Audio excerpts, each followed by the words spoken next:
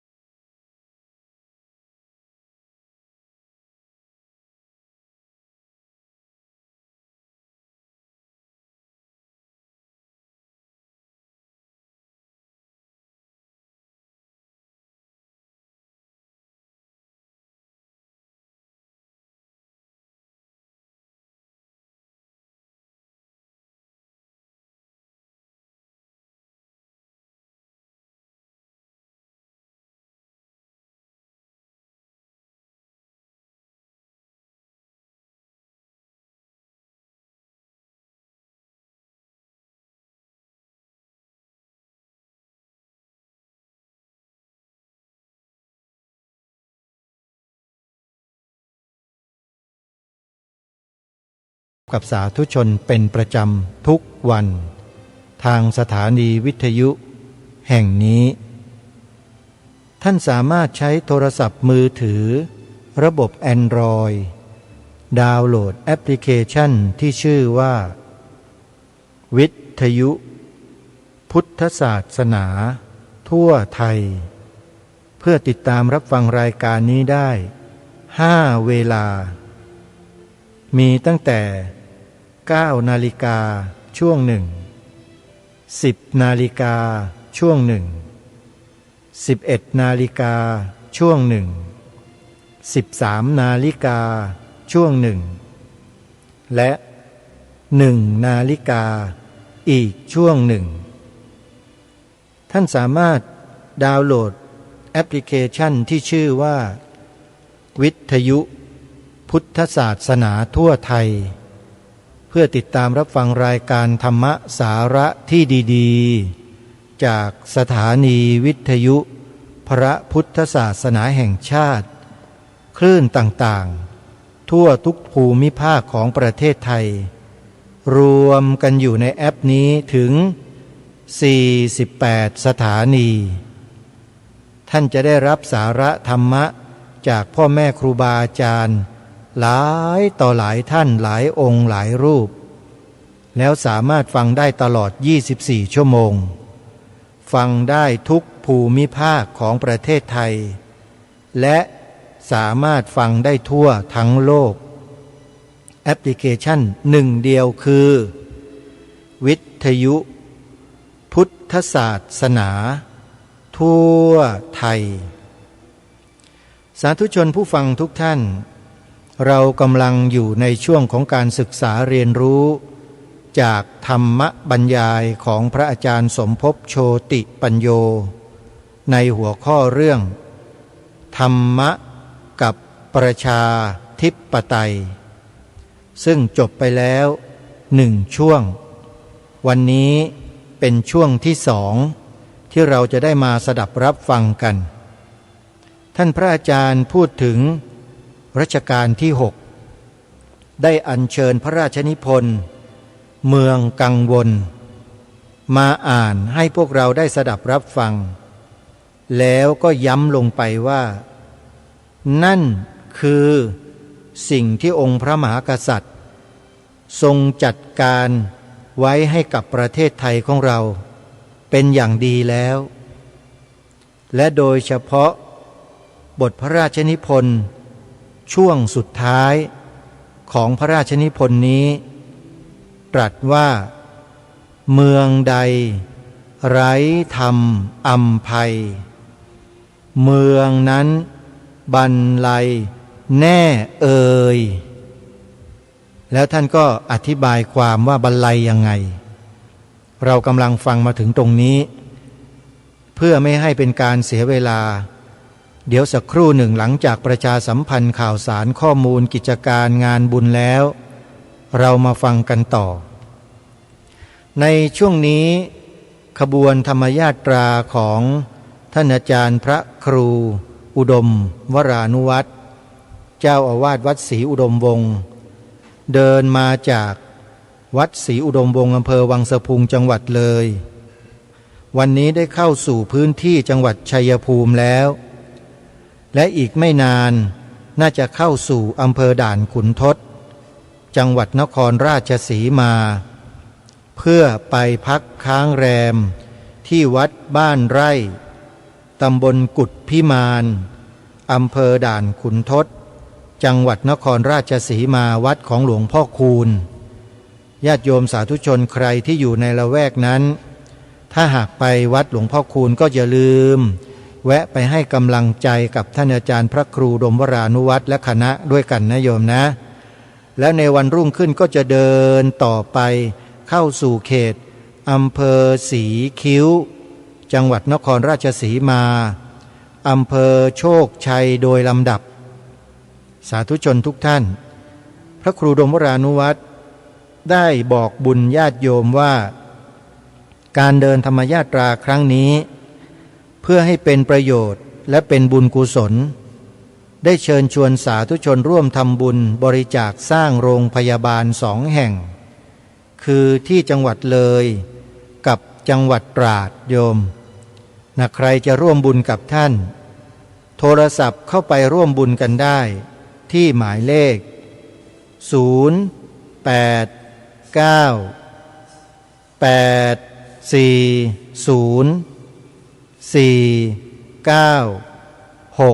0899804968และในวันที่18กุมภาพันธ์คือวันนี้ที่วัดพิษโสภารามจัดงานทอดผ้าป่าสามัคคีสร้างกองทุนหนุนกองธรรมสถานีวิทยุกระจายเสียงวัดพิษโสภาราม 102.75 เมกะเฮิรตซ์เชิญชวนศรัทธาสาธุชนร่วมทำบุญโดยพร้อมเพรียงกันนะโยมนะใครที่อยู่ห่างไกลก็สามารถโอนปัจจัยเข้าไปทำบุญได้ที่สถานีวิทยุกระจายเสียงวัดพิษโสภารามและในเดือนหน้าเดือนมีนาคมต้นเดือนวันที่1 ถึง 6มีนาคมมีงาน100 ปีชาตการอดีตพระเถระรูปหนึ่งที่เสียสละทำงานเพื่อพระพุทธศาสนามาโดยตลอดร่วมต่อสู้กับคณะสงฆ์เพื่อให้ได้มาซึ่งสิทธิและอำนาจพึงควรมีควรได้ของพระพุทธศาสนาท่านได้มรณภาพลงไปแล้วศิษยานุศิษย์จัดงานทำบุญทักษิณานุประทานในงาน100 ปีชาตการถวายท่านพระเดชพระคุณท่านเจ้าคุณพระเทพยานมงคลหรือหลวงป๋าอดีตเจ้าอาวาสวัดหลวงพ่อสดธรรมกายารามตำบลแพงพวยอำเภอดำเนินสะดวกจังหวัดราชบุรี1 ถึง 6มีนาคมนี้ขอเรียนเชิญศิษยานุศิษย์ไปร่วมงานโดยพร้อมเพรียงกันการจัดงานจะมีการปฏิบัติธรรมกันไปตลอดทั้ง6 วันญาติโยมงานทำบุญสถานีวิทยุอีกงานหนึ่งที่พลาดไม่ได้งานนี้ต้องขอบอกว่าเป็นงานที่สำคัญมากขอให้เราได้ร่วมด้วยช่วยกันสนับสนุนส่งเสริมงานนี้เพราะวัดนี้เป็นวัดที่ทำงานเผยแผ่พระพุทธศาสนาได้อย่างกว้างไกลไพศาลมากแต่มีเงินทุนสนับสนุนน้อยมากจึงขอให้เราช่วยกันญาติโยมงานครบรอบ20 ปีสถานีวิทยุพระพุทธศาสนาแห่งชาติประจำจังหวัดเลยวัดป่าจริยธรรมงานจะจัดให้มีขึ้นในระหว่างวันที่8 9และ10มีนาคมศกนี้ สาธุชนท่านใดที่จะร่วมบุญสนับสนุนเป็นค่ากระแสไฟฟ้าค่าบริหารจัดการดำเนินการต่างๆเดินทางไปที่ต่างๆมากมายก่ายกองที่จะต้องมีภาระใช้จ่ายญาติโยมก็สามารถร่วมทำบุญกับทางวัดป่าจริยธรรมได้ในระหว่างวันที่8 9 10มีนาคมนี้นะหมายเลขโทรศัพท์ที่จะโทรสอบถามรายละเอียด0 8 3 3 2 7 5 7 0 0ขออนุโมทนาสาธุกับทุกท่านสำหรับรายการคดีโลกคดีธรรมที่ท่านสาธุชนสดับรับฟังอยู่นี้ขออนุญาตครูบาอาจารย์บอกบุญญาติโยมให้สนับสนุนรายการท่านใดจะสนับสนุนรายการนี้สามารถโอนปัจจัยร่วมสนับสนุนทำบุญได้ที่บัญชีธนาคารไทยพาณิชย์หมายเลขบัญชี114914987โทรศัพท์หมายเลขพร้อมกับเป็นเบอร์พร้อมเพย์ไปในตัว09466263935ขออนุโมทนาบุญทุกท่านที่ร่วมสนับสนุนรายการคดีโลกคดีธรรมอาตมาภาพไม่มีรายรับจากที่ใดๆเลยโยมนอกจากญาติโยมช่วยสนับสนุนกันเพียงไม่กี่ท่านนี่แหละไม่ว่าจะเป็นโยมแม่จันทิพย์แสงทองและคณะโยมแม่ศรีนวลรันจวนก็มีอยู่เพียงไม่กี่ท่านนี่แหละโยมอาตมาภาพจะทำหน้าที่ไปได้ราบรื่นมากน้อยเพียงใดก็อยู่ที่การสนับสนุนของญาติโยมด้วยนะโยมนะก็ขออนุโมทนาบุญกับทุกท่านที่เห็นคุณค่าแล้วก็ประโยชน์แล้วก็ช่วยกันสนับสนุนงานไม่ใช่สนับสนุนอาตมานะสนับสนุนงานเพราะอาตมาทำงานโยมนะไม่ใช่มาอยู่อย่างมีความสุขนะชีวิตมันไม่ได้มีความสุขอะไรหรอกพระพุทธเจ้าตรัสไว้เราก็ต้องเชื่อพระพุทธองค์ตรัสว่ามีแต่ทุกข์แล้วก็ทุกข์ทั้งนั้นทุกข์สมุทัยนิโรธมรรคในจักรวาลมีอยู่แค่นี้เองอริยสัจทั้งสี่ไม่มีสุขพระพุทธเจ้าไม่เคยตรัสคำว่าสุขว่าเป็นของที่มีอยู่จริงไม่มีแต่ทุกข์เป็นสัจจะคือความจริงโยมเพราะฉะนั้นจะทำอะไรเพื่อตัวเองทำไปทำไมเพราะตัวเองก็เป็นก้อนทุกข์อาศัยใช้ก้อนทุกข์มาทำประโยชน์เพื่อพระพุทธศาสนาและมหาประชาชนคนทั้งชาติคนทั้งโลกสบายใจกว่าเยอะเลยโยมทำเพื่อตัวเองเนี่ยมันคับแคบมากนะใครจะสนับสนุนให้อาตมาภาพทำงานก็ขอเชิญได้เลยโยมอนุโมทนาบุญทุกท่านเอาละได้เวลาที่เราจะได้มาสดับรับฟังธรรมบรรยายในช่วงต่อไปที่เหลือในคลิปแรกธรรมะ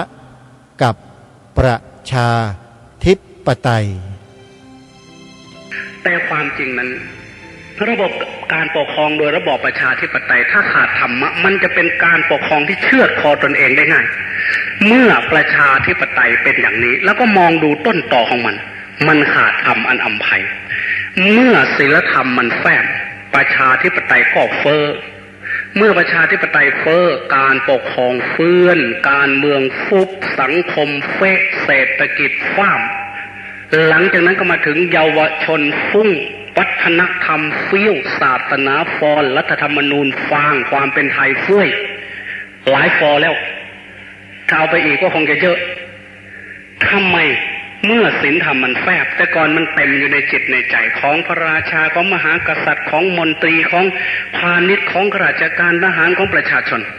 มันก็เลยเป็นประชาธิปไตยที่สมบูรณ์หรือจะเป็นราชาธิปไตยก็สมบูรณ์แต่เมื่อศีลธรรมมันแฝบมันเหลือน้อยในสำนึกของมวลชนของสำนึกของนักการเมืองประชาธิปไตยก็เฟ้อเมื่อประชาธิปไตยเฟ้อการปกครองมันก็ฟั่นเฟือน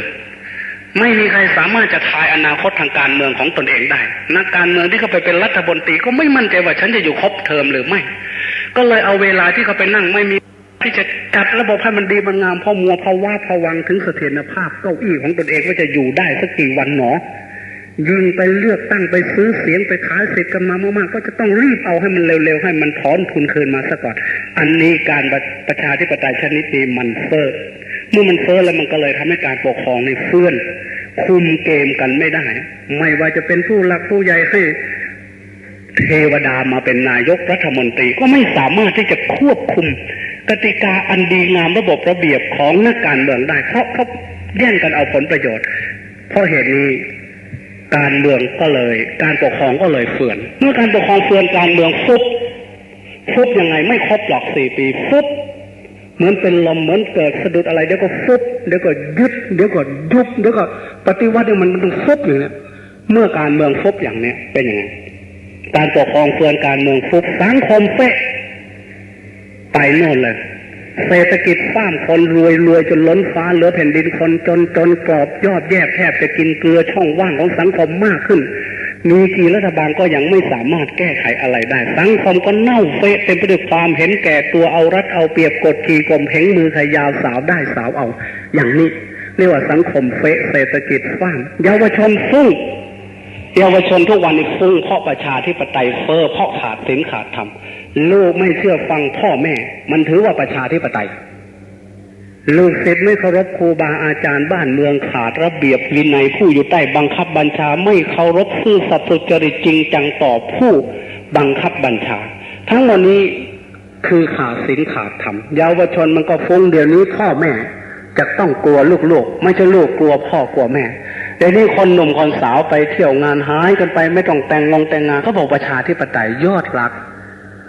แท้คือการได้มาไม่ใช่การสูญเสียไปเถิดยอดรักไปสู่ความยุติธรรมแห่งความรักของเราเถิดเมืองไทยเมืองเสรีประชาธิปไตยเราไม่ได้อยู่ที่นี่เราไปอยู่ที่อื่นไปเถิดทูลหัวเราไปอดทนกัดกินก้อนเกลือด้วยกันในยามยากไปเช็ดน้ำตาให้แก่กันและกันในยามจนไปเถิดที่ไหนมีฉันที่นั่นจะต้องมีเธอแป๊ขี่มอเตอร์ไซค์ไปน้ำกันอาลาเซ็ตประชาธิปไตยเฟ้อเยาวชนฟุ้งเห็นไหมล่ะหลังจากนั้นมันก็เกิดศาสนาฟอนเหมือนมีหนอนมาชอนมาฟอนเฟะศาสนาคนจะทำยังไงก็ได้ประชาธิปไตยอีกหน่อยไม่บวชพระก็จะบวชเป็นพราหมณ์เป็นดาบทเป็นอะไรต่ออะไรมั่วไปหมดเอาไปเอามาศาสนานี่ฟอนเฟะเหมือนมีหนอนมาชอนมาใส่วัฒนธรรมเฟี้ยวตามก้นฝรั่งไม่มีความเป็นตัวของตัวเองตัวเป็นไทยใจเป็นทาสดึงมาจากความเป็นไทยส่งไปไม่ถึงอเมริกันมีแต่ความทันสมัยแต่ไร้การพัฒนาอย่างนี้เขาเรียกว่าวัฒนธรรมเฟี้ยวชนิดที่ฝรั่งก็บอกว่า modernization without development ทันสมัยเท่านั้นแต่เขาไม่ได้พัฒนาอะไรเลยเขาวัฒนธรรมของเขาไม่เคยเชิดชูบูชาเขาบูชาฝรั่งอย่างนี้นอกจากนั้นรัฐธรรมนูญก็ต้องฟังความเป็นไทยเฟ้ยฟังยังไง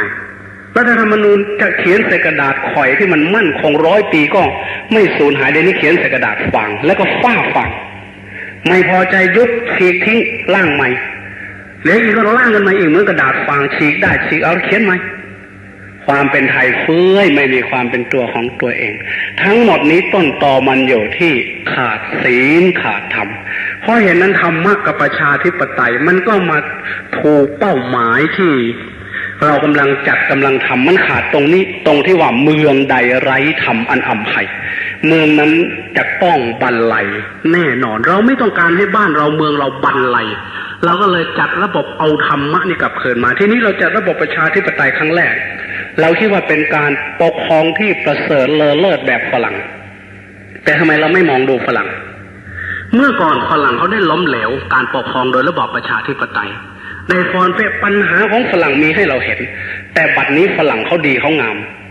ทำไมเรามาจัดระบบประชาธิปไตยตามหลังฝรั่งทำไมเราจึงไม่ดีกว่าฝรั่งท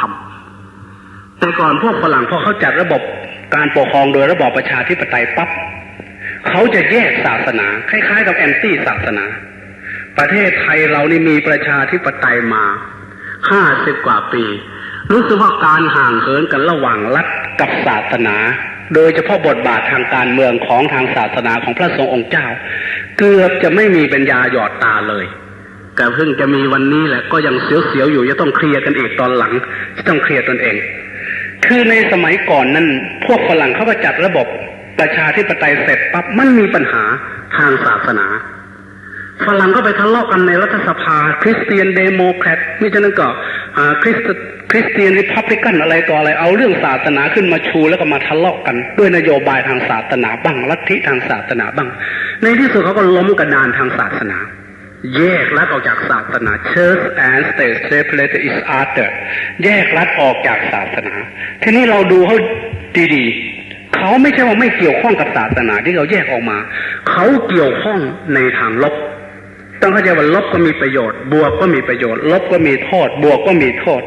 ถ้าหากเราเกี่ยวข้องมันไม่ถูกเขาเกี่ยวข้องกับศาสนาอย่างทางลบคือพยายามแยกออกศาสนาออกจากการเมืองคุณอย่าเอาเรื่องศาสนาเนี่ยเข้าไปพูดปนกับการเมืองนโยบายทางศาสนาแล้วมันจะทะเลาะกันระหว่าง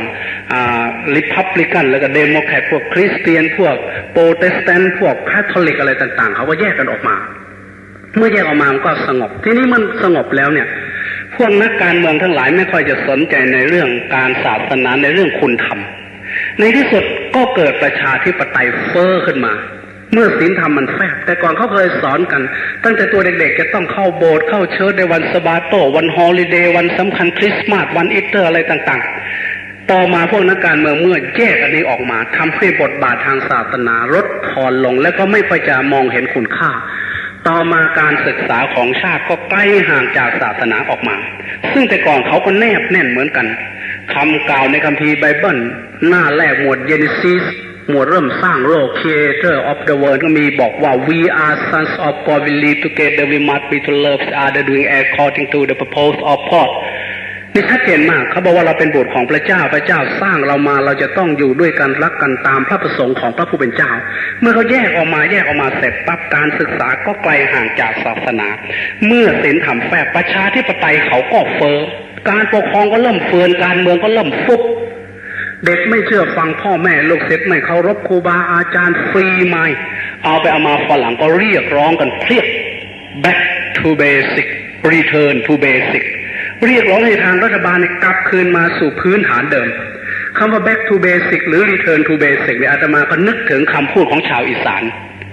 พี่น้องที่เป็นคนเฒ่าคนแก่คงจะเคยได้ยินคำหนึ่งคนโบราณพูดเอาไว้ในหนังสือใบลานเรื่อง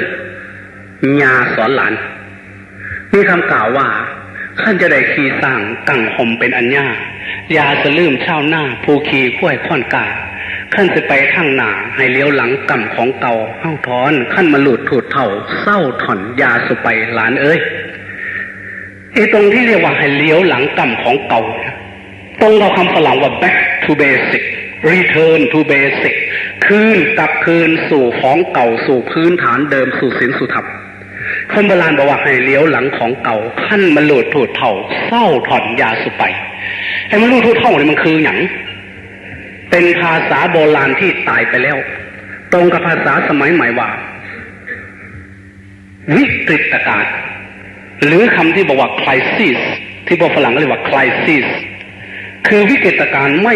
ปกติซะแล้วเกิดปัญหาเขาบอกเลี้ยวหลังของเก่าพวกฝรั่งบอก turn back to basic พวกเราก็เลี้ยวหลังกรรมของเก่าแต่ก่อนพ่อแม่เราอยู่มาได้อย่างไรอยู่มากันด้วยอำนาจแห่งศีลแห่งธรรมปกครองก็มีศีลมีธรรมเดี๋ยวนี้มันขาดศีลขาดธรรมจำเป็นจะต้องเอาของเก่ากลับคืนมานี่พวกฝรั่งเขาเรียกร้องอย่างนี้ในที่สุดที่รัฐสภาอเมริกันก็ออกกฎหมายขึ้นมาปี 2497 ให้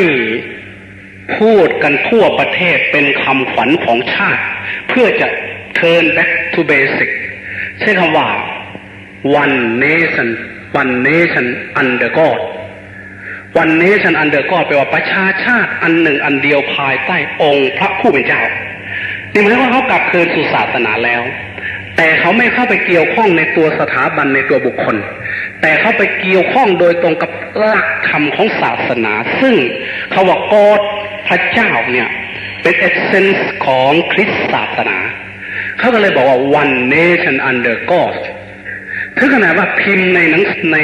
ในเงินดอลลาร์รุ่นเก่าๆจะเห็นในช่องกลางๆมี one nation under God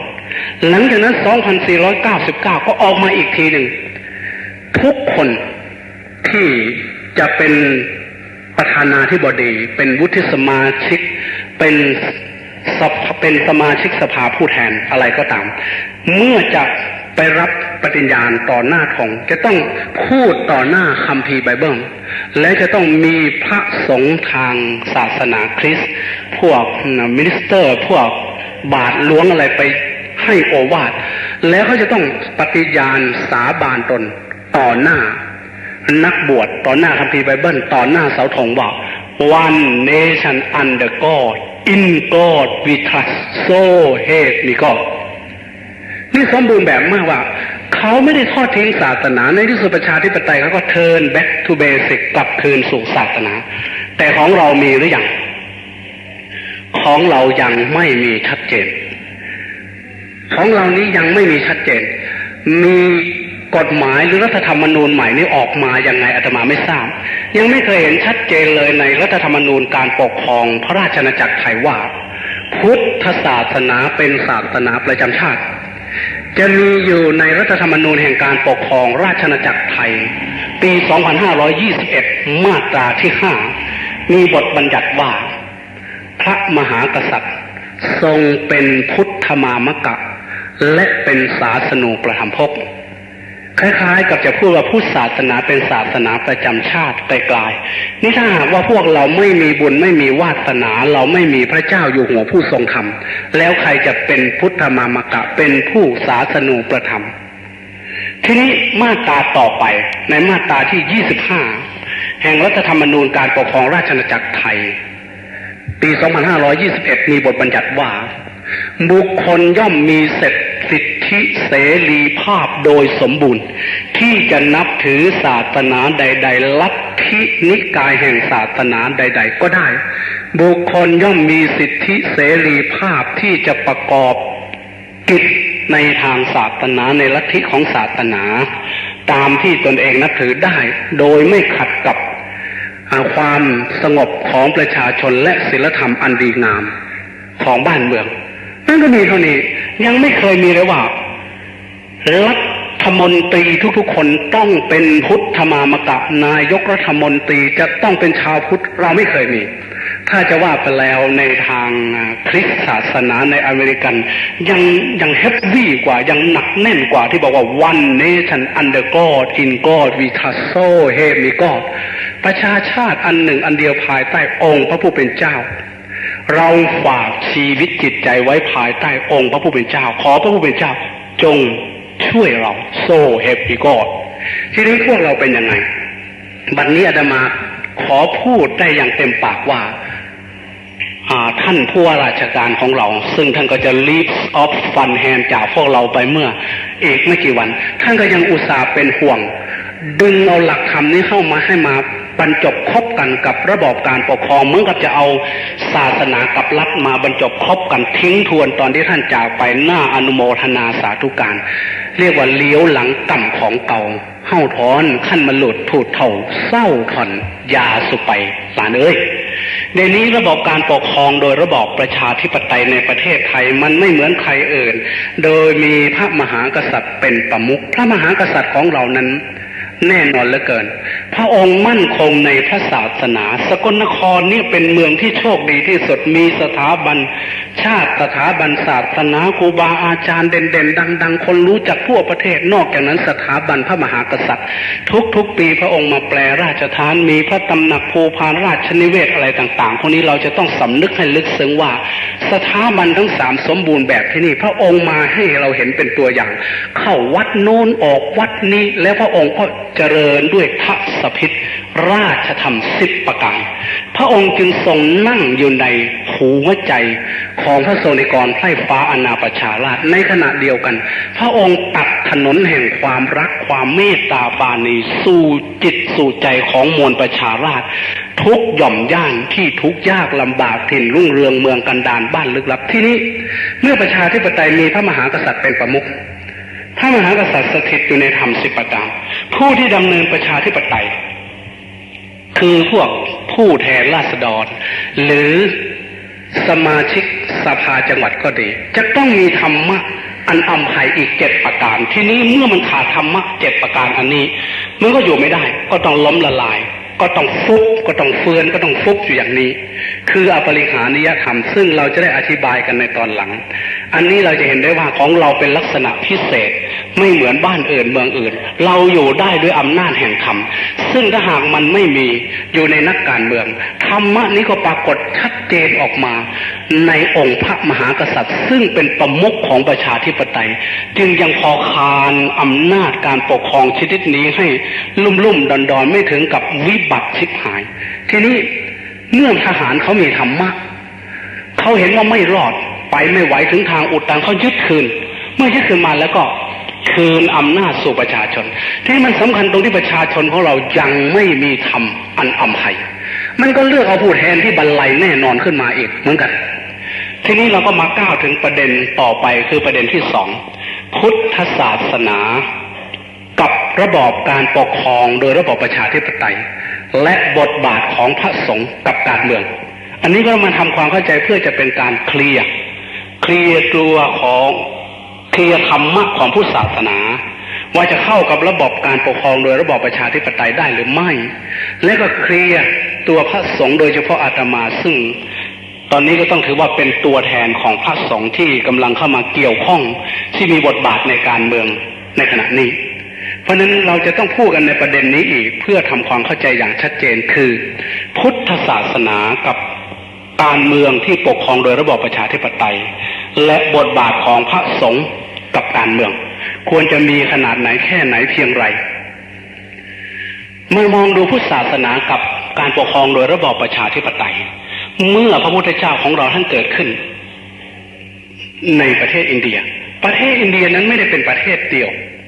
ในสมัยนั้นมีแบ่งกันอยู่เป็น16ประเทศอังคมคทกาสีโกสลวัชชีมัลละเจตีวังสะกุลุปัญจาสระเสนสกะวันตีคันธาระกัมโพชะไม่ต้องจำก็ได้หลายโพดในจำนวน16ประเทศเนี่ยมีการปกครองอยู่2ระบบหนึ่งระบบราชาธิปไตยสมบูรณาญาสิทธิราชย์ Limited Monarchy หรือจะเรียกว่าระบบปกครองโดยคนคนเดียวที่เป็นเผด็จการเป็นดิกเตเตอร์แล้วมีอีกบางรัฐปกครองโดยระบอบสามัคคีธรรมหรือที่เราเรียกว่าประชาธิปไตยแบบนี้โดยปกครองกันเลือกขึ้นมาเป็นทีมแล้วก็ปกครองกันเป็นเทอมมีสันถาคารนี่คือพาร์ลิเมนต์คือรัฐสภามีที่ประชุมเมื่อมีอะไรขึ้นก็ตีกองประชุมพวกนักปกครองเขาเรียกปกครองโดยระบอบสามัคคีธรรมมีสันถาคารก็มีอยู่3แคว้น3ประเทศมีมัลละกษัตริย์นี่แห่งแคว้นมัลละที่เมืองกุสินาราแล้วก็มีกษัตริย์ลิชวีแห่งแคว้นวัชชีแล้วก็มี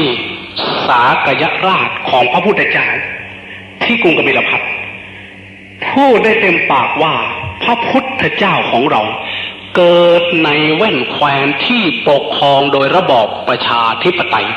นี่พอเริ่มต้นชีวิตของพระศาสดาก็อุบัติขึ้นในแผ่นดินที่ปกครองโดยระบอบประชาธิปไตยหลังจากนั้นเมื่อท่านเจริญเติบโตในแผ่นดินที่ปกครองโดยระบอบประชาธิปไตยท่านก็เข้าใจอย่างชัดแจ้งสุดท้ายเมื่อท่านไปบวชตอนนี้เราจะเห็นได้ว่าระบบประชาธิปไตยกับระบบที่ปกครองโดยคนคนเดียวมันมีส่วนดีส่วนเสียแบบไหนเราก็มาลองดูว่าเมื่อพุทธเจ้าของเราท่านออกบวชเสร็จปั๊บท่านประกาศพุทธศาสนาครั้งแรกท่านเรี่ยไรทำลงสู่โลกสู่แผ่นดินท่านกลับเลือกเอาแผ่นดินที่ปกครองโดยระบอบราชาธิปไตยโดยคนคนเดียวซะก่อนเพราะว่าท ทำไมจึงเป็นเช่นนั้นเมื่อท่านเกิดอยู่แผ่นดินประชาธิปไตยเมื่อเวลาท่านโปรยหวานตั้งพุทธศาสนาขึ้นมาประดิษฐานพุทธศาสนาขึ้นมาในโลกท่านกลับเลือกเอา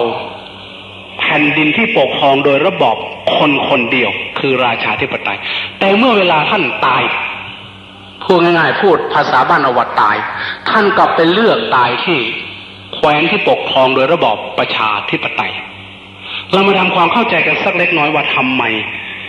ท่านจึงมาการเกิดนั้นเรื่องไม่ได้แต่ทำไมเมื่อท่านประดิษฐานพุทธศาสนาท่านจึงประดิษฐานที่ประเทศที่ปกครองโดยระบอบราชาธิปไตยโดยคนคนเดียวคนคนเดียวนี่มันดีหลายอย่างคือถ้าหากมีธรรมะมันจะคล่องตัวมันจะบริหารอย่างคล่องแคล่วอย่างรวดเร็วถึงไหนถึงกันแต่ถ้ามันจะนำไปสู่ความพินาศย่อยยับ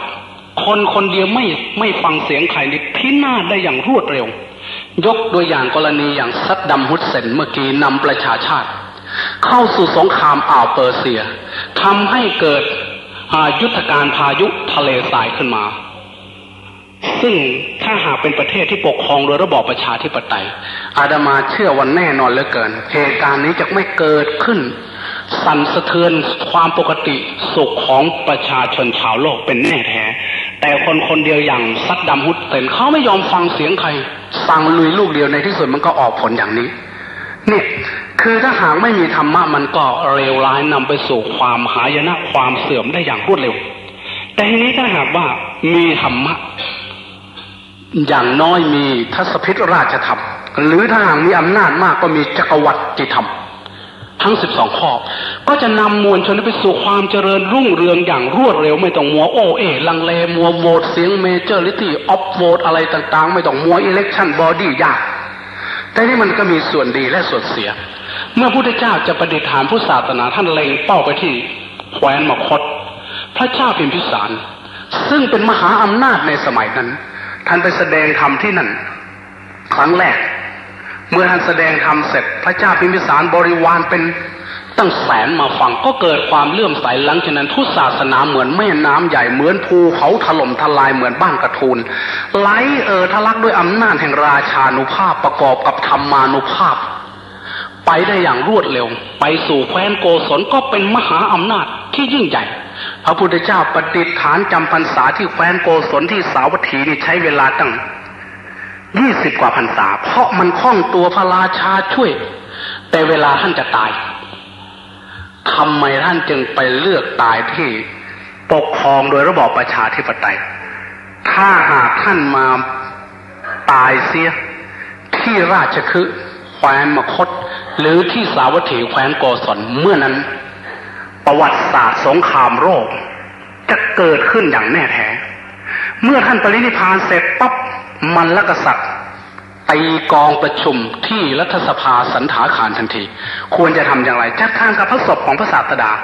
เป็นบุญเป็นกุศลของพวกเราที่พระองค์มาปรินิพพานที่นี่เมื่อจัดการพระศพเสร็จปั๊บประชุมอีกว่าจะเอาอย่างไรอีกหน่อยนี่ต่างเมืองจะมาขอสาเลลิกธาตุเสียงทั้งหลายก็โหวตกันขึ้นมาว่าเราได้ของดีเอาองค์มาปรินิพพานเสียที่นี่อะไรจะเกิดขึ้นเราก็คงจะต้องแคล้วคลาดรบดีกว่าไม่ยอมให้ใครหลังจากนั้นก็สร้างค่ายคูประตูหอเชิงเทินระเบียบหอกดาบไม่กี่วันเลยกรุงราชคฤห์แห่งพระเจ้าพิมพระเจ้าอาชาติศัตรูแคว้นมคธทรงพูดมาก่อนเลยขอส่วนแบ่งสาเลลิกธาตุต่อมาก็พระเจ้าโกศลต่อมาก็ประเทศต่างๆรวมกันมาปรากฏว่าคำตอบคือไม่ยอมให้เมื่อไม่ยอมให้ทูตกลับคืนก็จัดเตรียมกองทัพทันทีล้อมกุสินาราตอนนั้นมหาเมฆแห่งสงครามดำทะมึนกำลังปกปิดเหนือฟ้าแห่งกุสินาราสงครามพร้อมที่จะระเบิดขึ้นทุกเมื่อแต่ว่าประเทศประชาธิปไตยก็เลยมีการประชุมด่วนวิสามัญตีกองประชุมขึ้นที่สันถาคารเอาอย่างไรก็มาโหวตเสียงกันเราจะสู้จะลบหรือว่าเราจะถอยปรากฏว่าเสียงส่วนมากได้เห็นพร้อมว่าไม่ควรจะรบเพราะไหนๆพระศาสดาตลอด45 ปีที่พระองค์มีพระชนมายุอยู่พระองค์ไม่เคยสอนให้พวกเรารุนแรงแข็งกร้าวพ พระองค์สอนว่าสัตว์ทั้งหลายเป็นเพื่อนทุกข์เกิดแก่เจ็บตายด้วยกันทั้งหมดทั้งสิ้นไม่ควรจะเข็นฆ่ากันควรจะพูดจากันรู้เรื่องถ้ายังไงเสียเราก็มาแบ่งสาลีริกธาตุในขณะนั้นคลื่นกระแสแห่งสงครามกำลังเขม็งเกลียวทหารกุสินาราถือธนูสอนยืนล้อมรอบทั้งกำแพงภายนอกภายในโดยหวังในพระราชหฤทัยตะกีกันสามัญตราชต่างนครที่ยกพยุหแสนยากรมาช่วงชิงพระราชอำนาจคำประกาศจากรัฐสภาตุ้มสั่งทหารเก็บอาวุธเลิกรบเลิกเข็นฆ่าไม่ต้องเตรียมพร้อมสั่งโทนพามออกไปประกาศต่อพระเจ้าแผ่นดินต่อกองทัพทั้ง8ทั้ง9ว่าพวกเราไม่มีประโยชน์อะไรเลยในการรบกันเข็นฆ่ากันพระศาสดาไม่เคยสอนการที่เราจะมาเข็นฆ่ากันแย่งชิงพระสารีริกธาตุเป็นการกบฏทรยศต่อพระศาสดาอย่างยิ่ง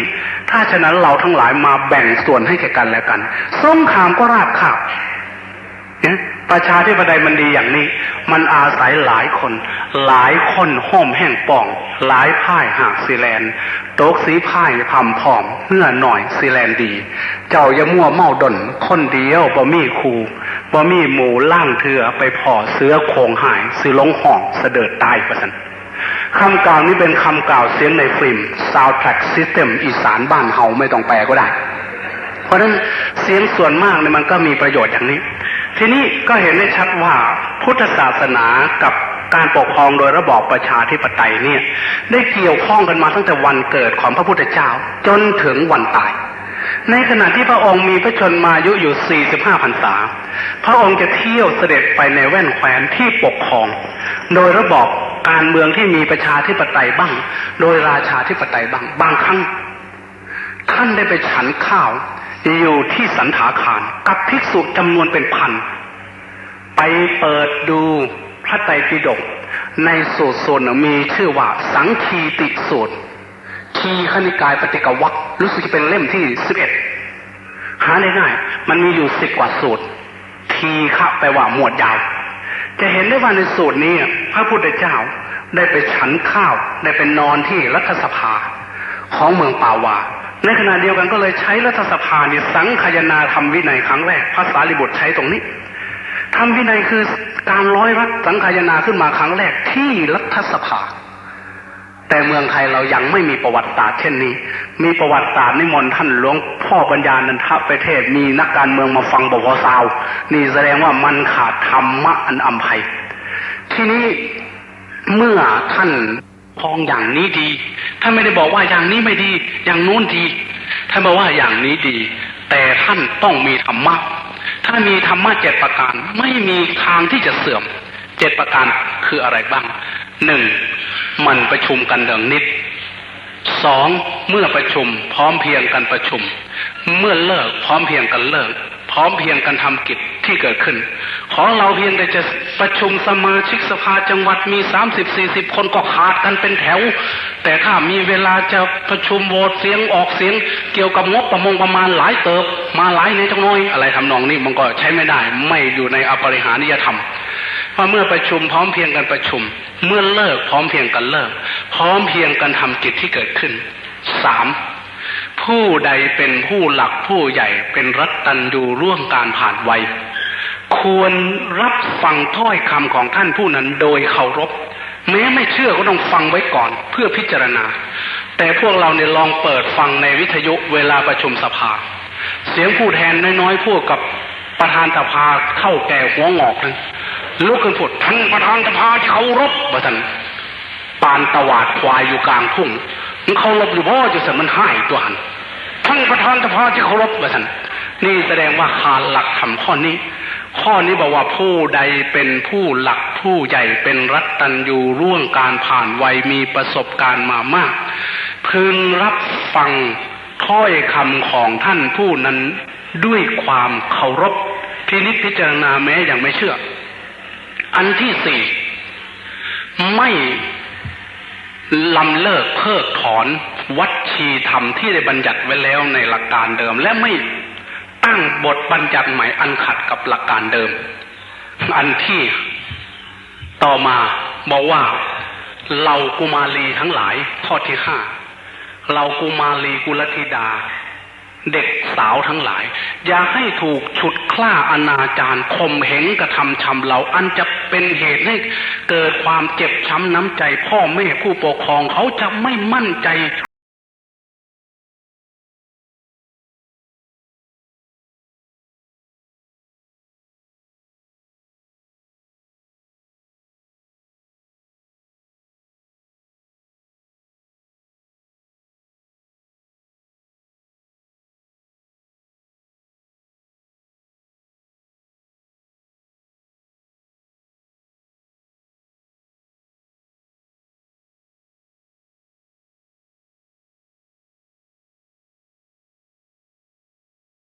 ว่า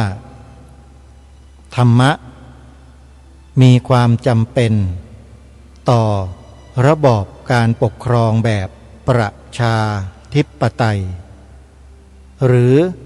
ระบอบการปกครองทุกระบอบในโลกใบนี้ถ้าไม่มีธรรมะไม่มีศีลไม่มีธรรมการปกครองระบอบไหนๆก็ตามก็ไม่สามารถจะดำรงความสถิตยุติธรรมให้เกิดขึ้นในสังคมนั้นได้ปัญหาก็จะบานปลายไม่มีที่สิ้นสุดนี่คือสิ่งที่พระอาจารย์สมภพโชติปัญโยได้นำเสนอในโครงการที่ผู้ว่าราชการจังหวัดในนามของกระทรวงมหาดไทยได้จัดกิจกรรมขึ้นในวันนั้นน่าจะประมาณปีพระพุทธศักราช 2534 หรือ 35 โดยประมาณนะฮะก็ถือว่า30 ปี 30 กว่าปีผ่านมาแล้วท่านผู้ฟังเทปธรรมบรรยายชุดนี้ก็ยังคงมีคุณค่าต่อการฟังต่อการศึกษาหาความรู้ของผู้คนในสังคมอย่างต่อเนื่องทางรายการเห็นว่าเป็นประโยชน์จึงมานำมาเปิดให้พวกเราได้สดับรับฟังกันเป็นเบื้องต้นในวันนี้ถือว่าเทปแรกจบไปแล้วเทปที่2ตอนต่อไปท่านจะปรารภถึงเรื่องธรรม7 ประการซึ่งเป็นหัวใจสำคัญของนักปกครองประเทศโดยเฉพาะข้าราชการการปกครองซึ่งอยู่ส่วนงานไหนอย่างไรก็ให้พิจารณากันผู้ปกครองถ้าไม่มีศีลไม่มีธรรมการปกครองบ้านเมืองก็จะเป็นอย่างที่ท่านพระอาจารย์สมภพท่านได้ปรารภมาก็จะเป็นดังที่พระบาทสมเด็จพระมงกุฎเกล้าเจ้าอยู่หัวได้ทรงพระราชนิพนธ์ไว้ในเมืองกังวลโดยเฉพาะในส่วนท้ายของบทพระราชนิพนธ์ที่พระองค์พระราชนิพนธ์ไว้ว่าเมืองใดไร้ธรรมอำไพเมืองนั้นบันไลแน่เอ่ยนี่คือความจริงแต่ถามว่าเมื่อรู้ความจริงเป็นเช่นนี้แล้วทำไมการเมืองในประเทศไทยเราจึงไม่ดำเนินตามนี้นี่คือประเด็นปัญหาที่ทางรายการขอตั้งเป็นคำถามทิ้งไว้ให้ท่านผู้ฟังไปพิจารณาหาคำตอบเมื่อรู้ว่าทิศทางนี้เป็นทิศทางที่ดีมีประโยชน์สุดๆแล้วทำไมการเมืองบ้านเราจึงยังคงเป็นอยู่เช่นนี้ท่านผู้ฟังไปหาคำตอบนะแล้วเดี๋ยววันพรุ่งนี้มาลองฟังคำเฉลยของพระอาจารย์สมภพในเทปที่2ต่อไปสำหรับวันนี้เวลาของรายการหมดลงแล้วท่านผู้ฟังต้องขอสมมุติยุติรายการไว้แต่เพียงเท่านี้พบกับรายการได้ใหม่ในวันต่อไปขอความสุขความสวัสดีในธรรม ห่งองค์สมเด็จพระบรมศาสดาสัมมาสัมพุทธเจ้าจงปรากฏเกิดมีขึ้นในจิตใจของท่านผู้ฟังทุกท่านทุกคนเทินขอเจริญพรกล้าคิดก็ต้องกล้าทำอย่ากลัวถ้าทำความดีเร่งศึกษาปัญหาให้ทันท่วงที